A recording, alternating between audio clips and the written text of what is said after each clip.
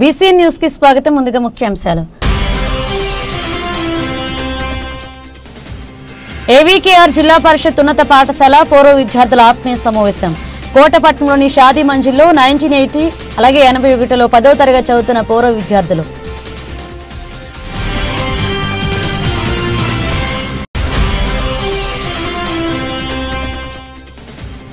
నెల్లూరుపల్లి కొత్తపాలెగ్రామంలో ప్రధానమంత్రి మత్స్య సంపద యోజన పథక ప్రారంభం.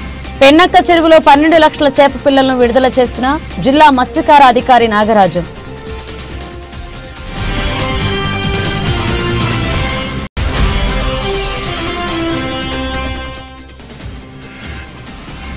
గూడూరు 2వ పట్టణంలోని కోర్టులో పోలీసు అధికారులు న్యాయశాఖ సిబ్బందితో సమావేశం. హాజరైన 7వ అదనపు జిల్లా జడ్జి షమీ పర్వీన్ సుల్తానా బేగం.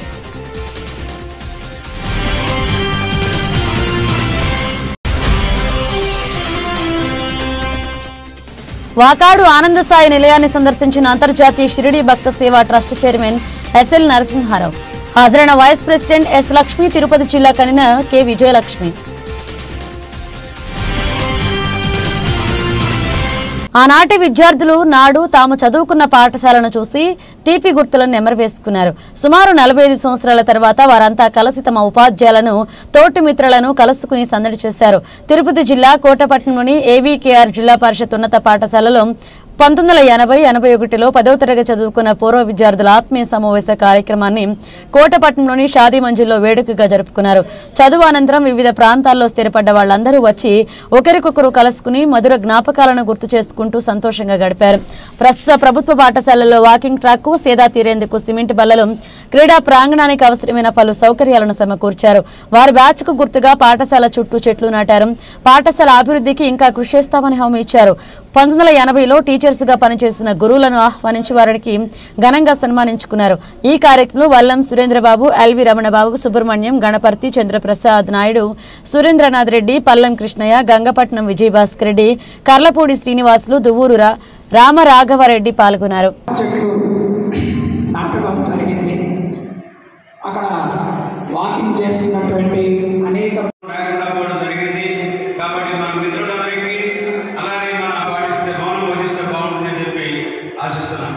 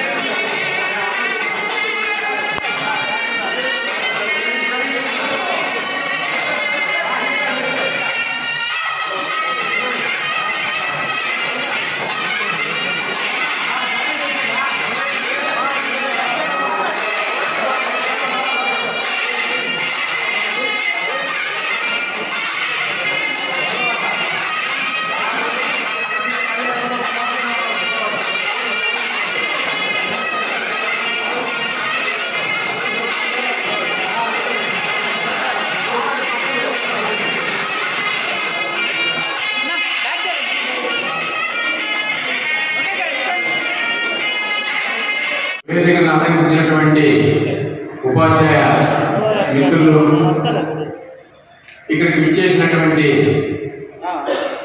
విద్యార్థులందరికీ కూడా నా శుభాశీస్సులు. ఈ కార్యక్రమం నా శిష్యులు ఇక్కడ ఎవరు లేరు, ఎవరో ఒక అబ్బాయి మాత్రం విద్యానగర్లో ఉన్నాను సార్, నేను 1 సంవత్సరం చదివిన తర్వాత పాటకు వచ్చాను అని చెప్పాడు. విద్యానగర్లో 1 సంవత్సరం డెప్యుటేషన్ మీద పనిచేశాను 78లో. అప్పుడు అక్కడ ఉన్నాడండి ఆ అబ్బాయి. తర్వాత బాయ్ స్కూల్కి వచ్చాడంట. మిగిలినటువంటి వాడు ఎవరు యథార్థంగా చెప్పాలంటే నా శిష్యులు కాదు.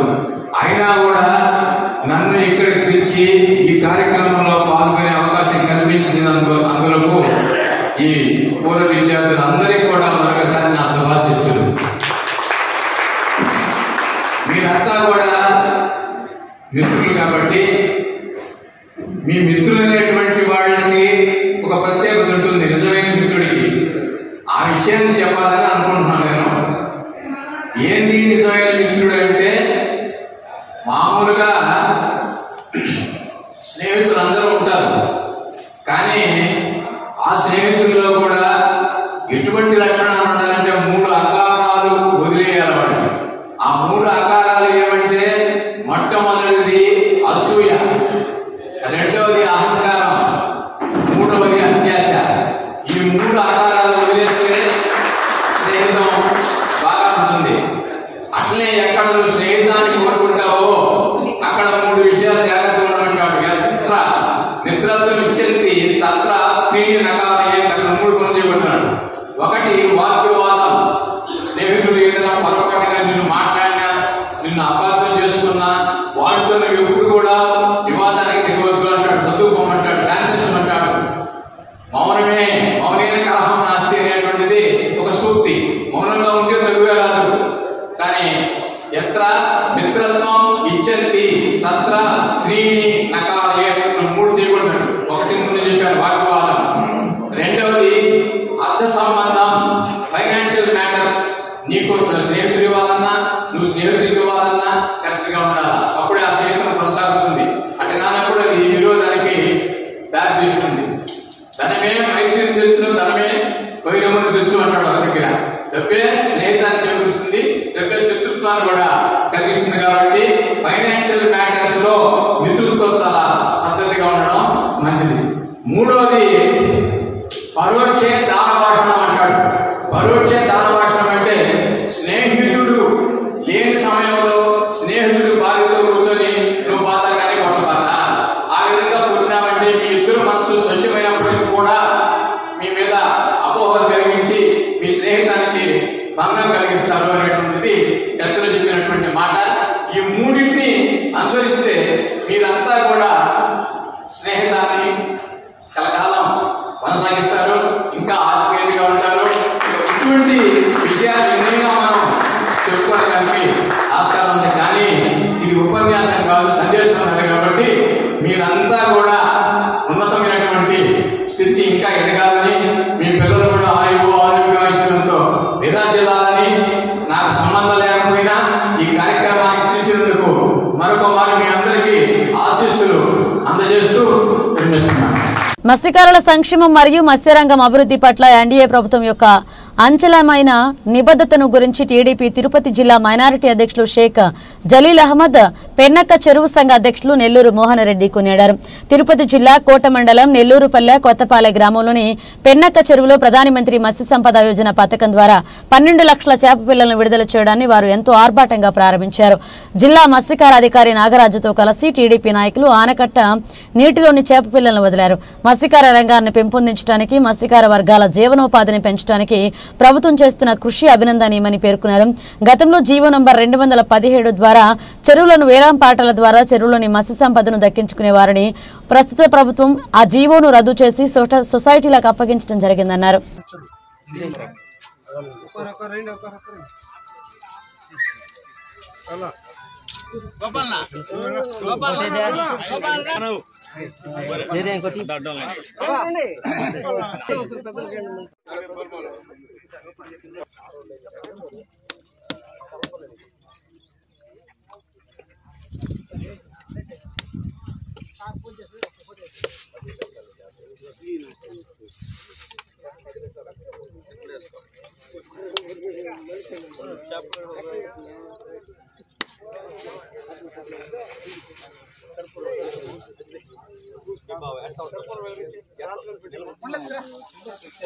డిజైన్ చేసి పెట్టారు.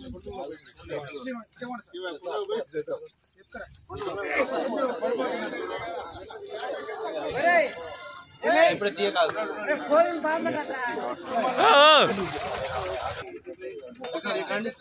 అది కాదు. Bye bye.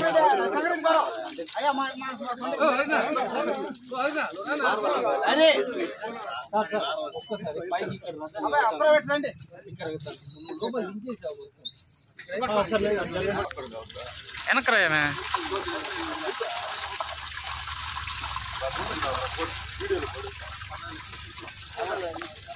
ఇంకోటి తీసుకోవాలి నారాయణకి డబ్బులతో వేసేయండి కదా.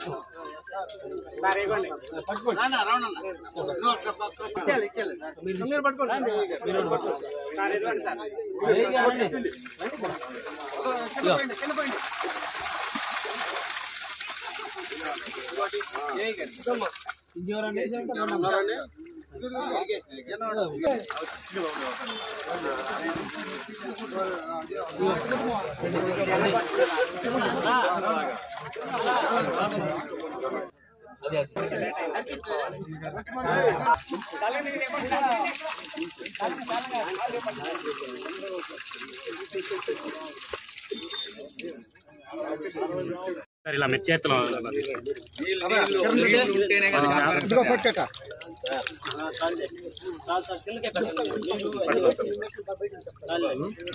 రండి సార్.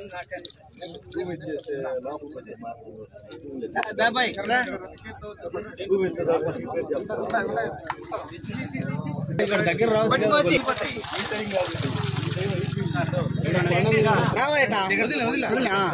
సార్ ఏంది అసలు వెళ్ళట్లేదు నువ్వు.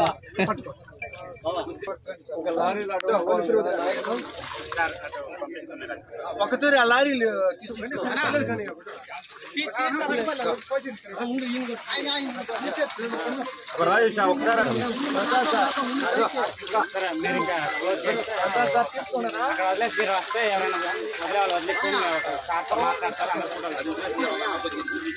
ఒకసారి సార్ కానీ వదలండి.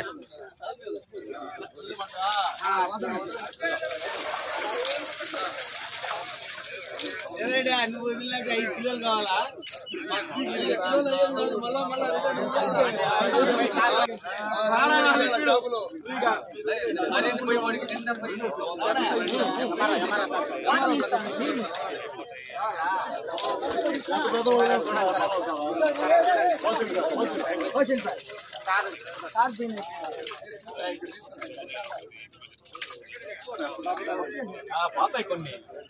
చాలా శుభదినం, శుభపరిణామం. ఈ శుభోదయంలో నెల్లూరుపల్లి కొత్తపాలెం పెన్లో చెరువుకి మంచి కళ వచ్చింది. అదేవిధంగా గత ప్రభుత్వంలో 217 జీవో పెట్టి ఈ చెరువుని ఎస్టీలకి లేకుండా కంప్లీట్ యాక్షన్ పెట్టేసి ఆపేసారట్నే కోర్టుకు పోయి కోర్టులోనే నడుస్తా ఉండింది. ఈ గవర్నమెంట్ ఎలక్షన్ మేనిఫెస్టోలోనే చెప్పింది ఏమని, ఇదొకట మన గవర్నమెంట్ వస్తే 217 జీవోని రద్దు చేసి సొసైటీకి హ్యాండ్ ఓవర్ చేస్తాం చెరువునని. అదేవిధంగా జీవోని రద్దు చేశారు, సొసైటీకి హ్యాండ్ ఓవర్ చేశారు. ఎస్టీలకి జీవనోపాధి బాగా కల్పించే విధంగా చేశారు. అదేవిధంగా అందులో భాగంగానే ఈరోజు పెన్నక చెరువుకి ఉచితంగా 12 లక్షల చేప పిల్లల్ని గవర్నమెంట్ ఎన్డీఏ కూటమి తరఫున రిలీజ్ చేశారు. ఈరోజు ఉదయాన్నే అందరం ఆధ్వర్యంలో చెరువులో చేపల పిల్లలను వదలడం జరుగుతుంది. దీనికి కృషి చేసినటువంటి మనకి పాసం సునీల్ కుమార్ ఎమ్మెల్యే గారికి, ప్రత్యేక ధన్యవాదాలు తెలుపుతున్నాను. అలాగే ఎన్డీఏ కూటమి కూడా ధన్యవాదాలు తెలుపుతున్నాను. అలాగే ఈ కార్యక్రమానికి చేసినటువంటి మన మాజీ జలసంఘం అధ్యక్షుడు గోపాల్ రెడ్డి గారికి, మాజీ జలసంఘం అధ్యక్షుడు హరిప్రసాద్ రెడ్డి గారికి, నాయకుడు శంకర్ రెడ్డి గారికి, వైస్ ప్రెసిడెంట్ అరవింద్ గారికి, ఎంపీటీసీ నారాయణ గారికి, మన స్టాఫ్కి, మా నాయకులందరికీ, మిత్రులందరికీ ధన్యవాదాలు తెలుపుకుంటూ సెలవు తీసుకుంటాం. మనందరికీ తెలుసు, మన గూడూరు నియోజకవర్గంలోనే కాకుండా జిల్లాలోనే ప్రతిష్టాత్మక చెరువు మన పెన్నక్కి చెరువు. దాదాపు చిల్లకూరు, కోట మండలాల్లో దాదాపు 10 విలేజెస్ కవర్ చేస్తూ ఈ చెరువు ఉంది. దీని మీద ఆధారపడి ఎన్నో కుటుంబాలకు జీవనోపాధిగా ఉంది. అదేవిధంగా గతంలో తెలుగుదేశం పార్టీ హయాంలో ఈ చెరువుల్లో నుంచి వచ్చినటువంటి మత్స్య సంపద అన్ని కూడా కేవలం ఎస్టీలకు, మత్స్యకారులకే చెందాలని మన తెలుగుదేశం పార్టీ హయాంలో ఒక జీవో తీసుకురావడం జరిగింది. కానీ గత ప్రభుత్వ హయాంలో 217 జీవో తీసుకొని వచ్చి ఆ సొసైటీలకి లేకుండా గత ప్రభుత్వం చేసింది. మళ్ళా ఏదైతే మన తెలుగుదేశం పార్టీ జాతీయ అధ్యక్షులు నారా చంద్రబాబు నాయుడు ఇచ్చిన మాటకు కట్టుబడి ప్రభుత్వం రాగానే ఆ జీవోను రద్దు చేసి ఈ సొసైటీలకే, ఈ మత్స్యకారులకే ఈ సంపద అంతా చెందాలి అనే విధంగా మళ్ళా తిరిగి ఆ జీవోని తీసుకొని రావడం జరిగింది. ఇప్పుడు దాదాపు 273 కుటుంబాలు ఈ సొసైటీలో ఉన్నాయి. కేవలం ఈ సొసైటీలకి లబ్ధి చేకూర్చే విధంగా ఇవి చూడండి, దాదాపు 12 లారీలకు సంబంధించి 12 లక్షల చేప పిల్లల్ని ఈరోజు పెన్నక్కి చెరువులో వదలడం జరిగింది. యాక్చువల్గా ఈరోజు కార్యక్రమానికి మా నియోజకవర్గ శాసనసభ్యులైనటువంటి పాసెం సునీల్ కుమార్ గారు రావాల్సి ఉంది. కొన్ని అనివార్య కారణాల వల్ల లోకేష్ బాబు గారి తిరుపతి పర్యటన కారణంగా ఈరోజు రాలేకపోయారు. ఎనీహౌ మన ఈ కార్యక్రమానికి మన ఫిషరీస్కి సంబంధించినటువంటి ఏడీ గారు, ఎఫ్డిఓ గారు అందరూ కూడా వచ్చి ఈ కార్యక్రమాన్ని సఫలీకృతం చేసి ఈ విధంగా 273 కుటుంబాలకి లబ్ధి చేకూర్చే విధంగా ఈరోజు 12 లక్షల చేప పిల్లల్ని ఈరోజు మత్స్యకార సంబంధించిన సొసైటీలకి సంబంధించిన వాళ్ళకి లబ్ధి చేకూర్చే విధంగా ఈ కార్యక్రమం జరపడం చాలా అభినందనీయం. అదేవిధంగా కార్యక్రమానికి అధ్యక్షత వహించినటువంటి మా పెన్నక్కి చెరువు నూతనంగా ఎన్నికైనటువంటి ప్రెసిడెంట్ అయినటువంటి మన నెల్లూరు మోహన్ రెడ్డి గారికి, అలాగే సభ్యులకు, విచ్చేసిన తెలుగుదేశం పార్టీ కుటుంబ సభ్యులందరికీ కూడా నా హృదయపూర్వక నమస్కారాలు, ధన్యవాదాలు తెలుపుకుని సెలవు తీసుకున్నాను. తిరుపతి జిల్లా చిల్లకూరు చెరువులో మత్స్యశాఖ ఆధ్వర్యంలో PMMSY పథకం ద్వారా టీడీపీ నాయకులు పెంచలకున ఆలయ మాజీ ట్రస్ట్ బోర్డు చైర్మన్ తానంకి నానాజీ చేతుల మీదుగా ఉచితంగా 1,50,000 చేప పిల్లలను చెరువులో వదిలారు. ముందుగా చెరువు వద్ద ఉన్న అమ్మవారి విగ్రహానికి పూజలు నిర్వహించారు. ఈ సందర్భంగా వారు మాట్లాడుతూ PM అలాగే MSY పథకం ద్వారా చెరువులో చేప పిల్లలను వదలడం జరిగిందని, ఈ పథకం ద్వారా ఎంతో మంది గిరిజనులకు జీవనోపాధి కల్పించబడుతోందని అన్నారు. చేపలను తినడం వల్ల అనేక ఆరోగ్య ప్రయోజనాలు ఉన్నాయని తెలియజేశారు. అనంతరం నూతనంగా ఎంపికైన చేపల చెరువు సొసైటీ సభ్యులు వారిని ఘనంగా సన్మానించారు.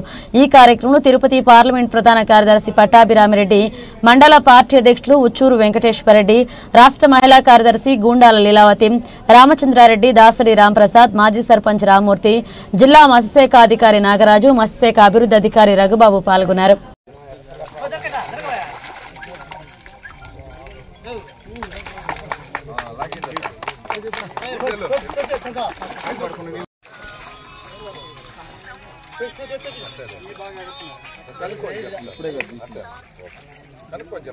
ప్రధానమంత్రి మత్స్య సమృద్ధి యోజన కింద ఈ గ్రామం చెరువులో 1,50,000 చేప పిల్లలు వదలడం అనేది జరుగుతుంది.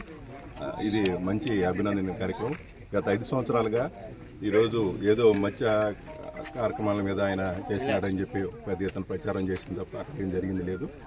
ఈ మన కూటమి ప్రభుత్వం అధికారంలోకి వచ్చిన వెంబటే చెరువులకి నీళ్లు నింపడం అయితే అదేవిధంగా భవిష్యత్ తరాలకి సంబంధించి మంచి ఆహారానికి సంబంధించి మా చేపలు వదలడం అనేది కూడా శుభపరిణామం. ఎందుకంటే మామూలుగా ప్రతి వ్యక్తి తన జీవితంలో సంవత్సరానికి మినిమం ఒక 7 నుంచి 13 కేజీలు చేప తినాల్సిన పరిస్థితి ఉంది. తద్వారానే వాళ్ళ యొక్క ఆరోగ్యం, ఎందుకంటే మారిన జీవన పరిస్థితుల దృష్ట్యా ఒమేగా యొక్క మనకు అవసరం కాబట్టి ఆ విధమైన చేప అవసరం తీసుకోవాల్సిన పరిస్థితి ఉంది. ఆ ఒక్క చేపలోనే మనకు ఆ విధంగా ఒమేగా వస్తాయి. తద్వారా మనకు గుండెకి సంబంధించిన అనేక రకాల ఆరోగ్య సమస్యల నుంచి కూడా మనం గట్టెక్కవచ్చు. ఈ యొక్క కార్యక్రమాన్ని అన్ని చెరువుల్లో జరపాలని చెప్పి, అదేవిధంగా ఎందుకంటే పేద ప్రజానీకం ఎవరైతే ఎస్టీలు ఎస్సీస్ ఉన్నారో, చెరువు సంఘాలను నమ్ముకొని ఉన్నారో వాళ్ళందరికీ కూడా అంతో ఎంతో ఆదాయం వచ్చే కార్యక్రమం ఇది. తద్వారా వాళ్ళ యొక్క జీవన ప్రమాణాలు మెరుగవుతాయి. కాబట్టి ఈ యొక్క కార్యక్రమాన్ని చిలకూరులో ఏర్పాటు చేసినందుకు నాన్నకి, అదేవిధంగా మత్స్యశాఖ అధికారులందరూ కూడా హృదయపూర్వక ధన్యవాదాలు తెలియజేస్తూ మార్చి 8వ తేదీన జరిగే జాతీయ లోక్ అదాలత్ కార్యక్రమాన్ని జయప్రదం చేయాలని కక్షిదారులు ఈ సదావకాశాన్ని ఉపయోగించుకుని తమ కేసులను రాజీ చేసుకోవాలని గ్రామాల్లో న్యాయ విజ్ఞాన సదస్సులు నిర్వహించి చట్టాలపై ప్రజలకు అవగాహన కల్పించాలని, ఇందుకు అందరూ సమిష్టిగా కృషి చేయాలని 7వ అదనపు జిల్లా జడ్జి షమీ పర్వీన్ సుల్తానా బేగం తెలియజేశారు. తిరుపతి జిల్లా గూడూరు 2వ పట్టణంలోని కోర్టులో పోలీసు అధికారులు న్యాయశాఖ సిబ్బందితో సమావేశాన్ని చేపట్టారు. ఈ సమావేశంలో senior civil judge B Rajesh, principal junior civil judge BV Sulochana Rani, second class magistrate P Shankaraiah, DSP Geethakumari, senior APP Lakshminarayana, bar president Bhaskararao, లాయర్లు కోటేశ్వరరావు, ఎస్కే మహబూబ్ బాషా, పోలీస్ మరియు కోర్టు సిబ్బంది పాల్గొన్నారు.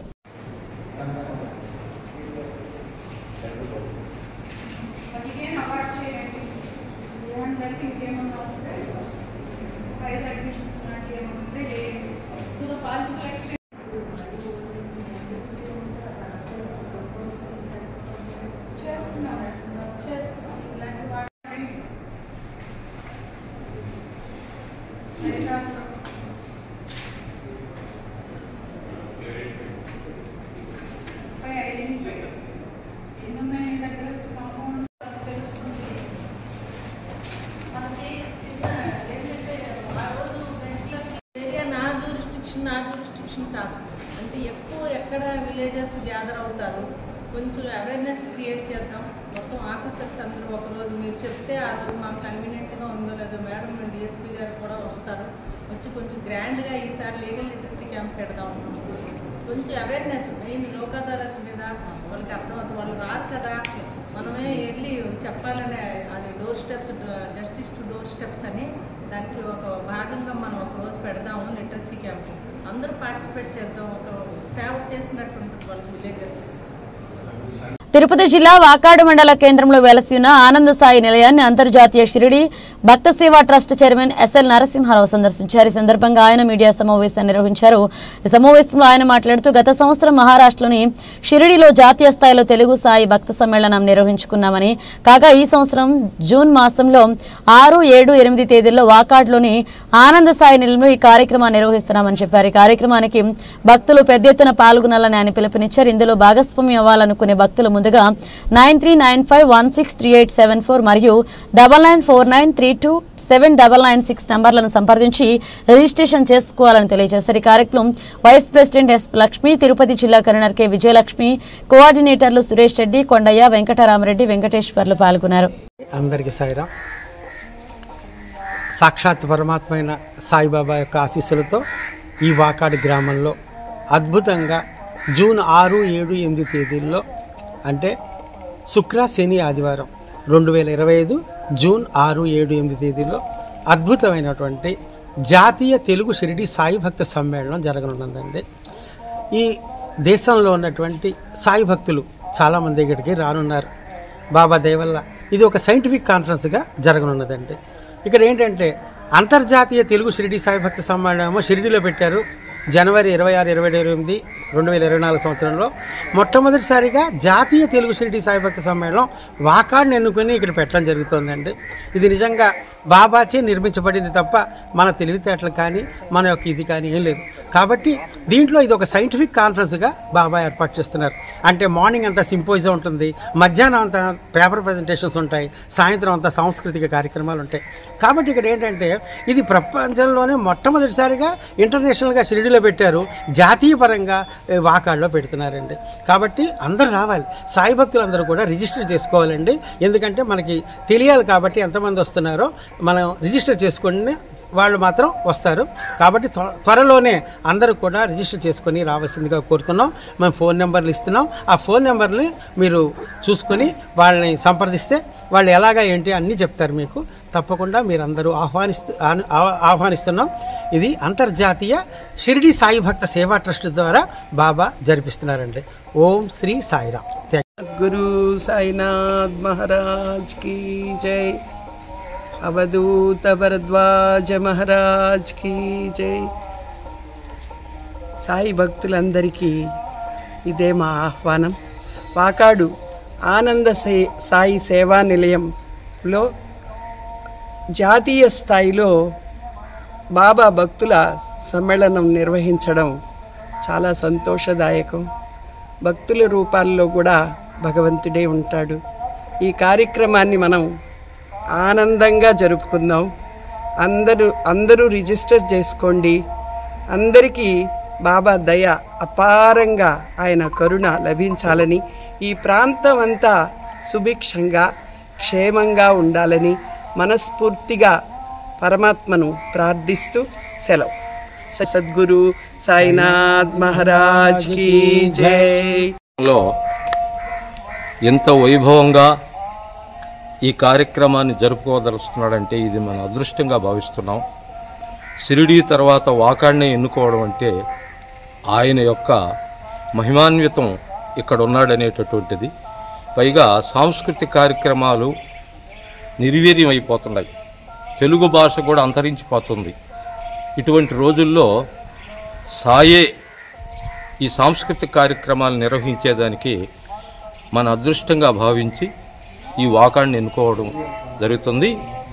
భవిష్యత్తులో ఇది ఒక గీటురాయిగా, అంటే ఎన్నో గుళ్ళు ఉన్నాయి దేశంలో, ఎన్నో సాయి సాంస్కృతిక కార్యక్రమాలు జరుగుతున్నాయి.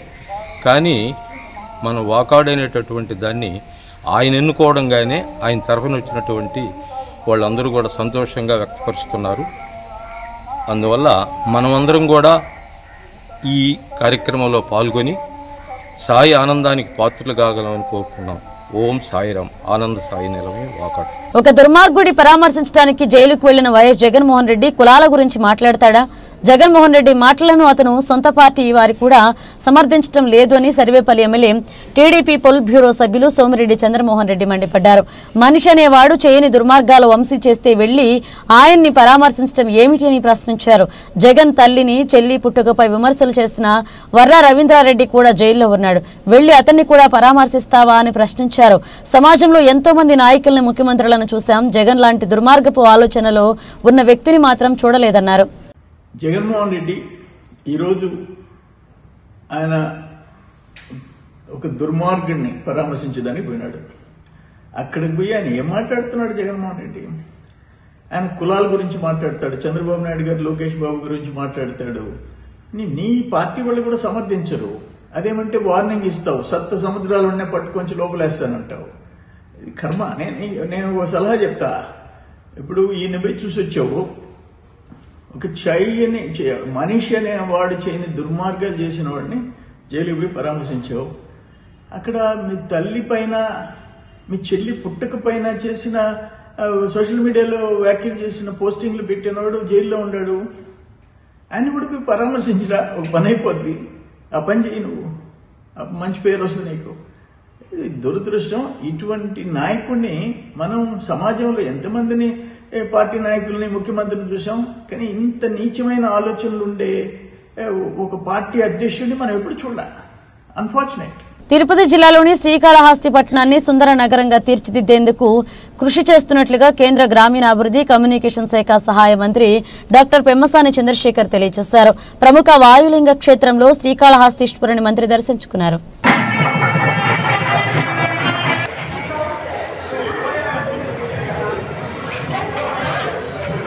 ఈరోజు బడ్జెట్ సమావేశం గురించి మాట్లాడడానికి వచ్చాను.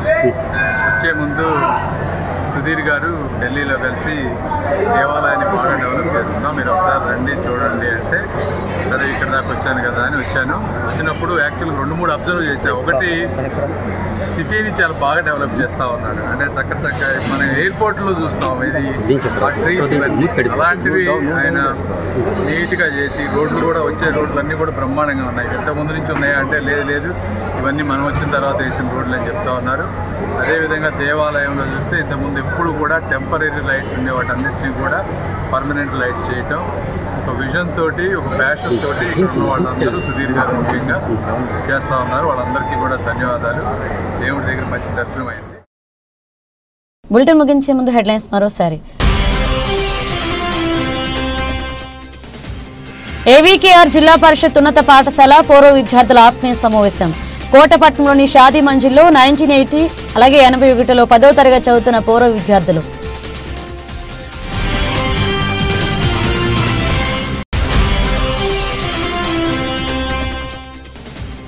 నెల్లూరుపల్లి కొత్తపాలెగ్రామంలో ప్రధానమంత్రి మత్స్య సంపద యోజన పథక ప్రారంభం. పెన్నక్క చెరువులో 12 లక్షల చేప పిల్లలను విడుదల చేసిన జిల్లా మత్స్యకార అధికారి నాగరాజు.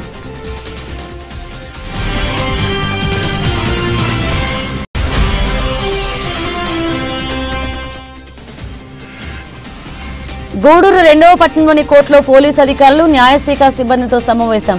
హాజరైన 7వ అదనపు జిల్లా జడ్జి షమీ పర్వీన్ సుల్తానా బేగం.